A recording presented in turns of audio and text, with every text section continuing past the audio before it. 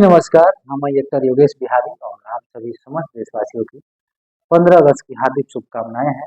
और 15 अगस्त के शुभ उपलक्ष्य पर आप सभी के बीच में एक छोटा सा गीत मैं गा रहा हूँ।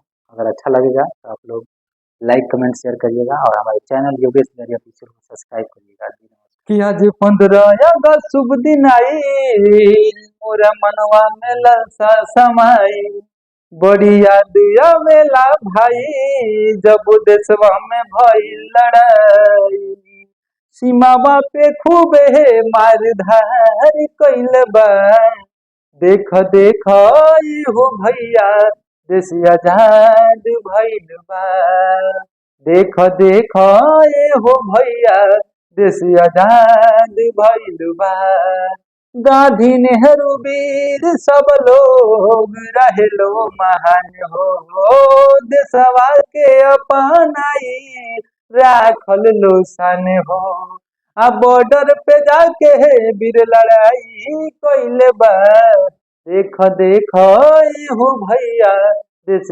आजाद भइल बा, देख देख ए हो भैया देश आजाद भइल बा। जी नमस्कार।